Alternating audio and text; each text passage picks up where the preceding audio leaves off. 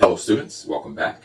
Today we're going to continue with anemia, specifically anemia associated with inadequate erythropoiesis. We've already discussed anemia in general, and in this lecture we'll focus on inadequate erythropoiesis anemia. There are several components that we will need to discuss this type of anemia. Let's illustrate those here.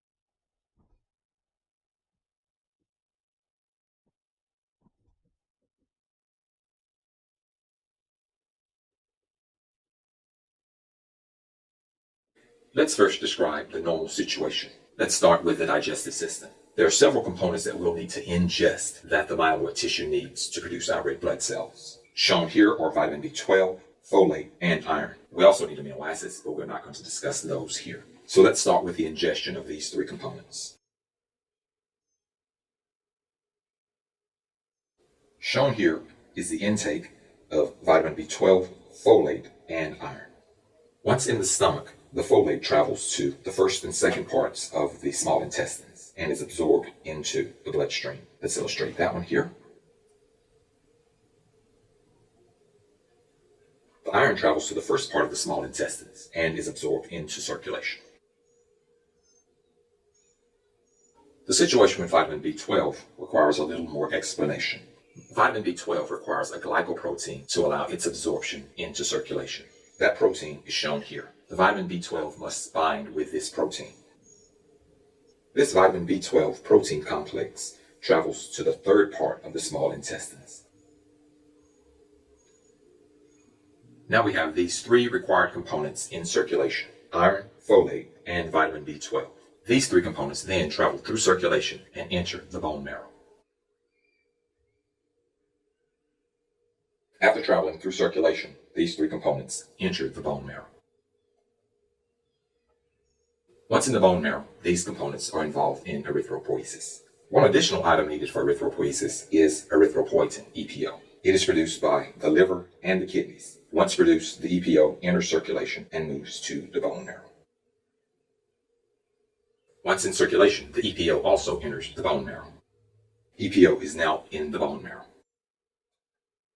And so within the myeloid tissue, we have all the required components: EPO, folate, iron, and vitamin B12.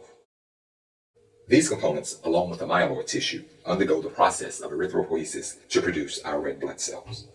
And shown here is our newly formed red blood cell.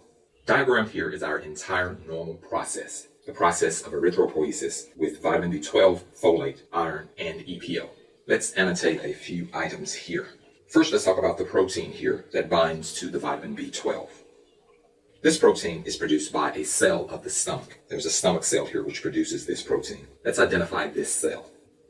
So this is the stomach cell which produces the vitamin B12 binding protein. And shown here is the vitamin B12 binding protein. This stomach cell produces the vitamin B12 binding protein. This vitamin B12 binding protein, as the name implies, binds to vitamin B12 and allows vitamin B12 to be absorbed into circulation. Let's first name the stomach cell. This stomach cell is called a parietal cell.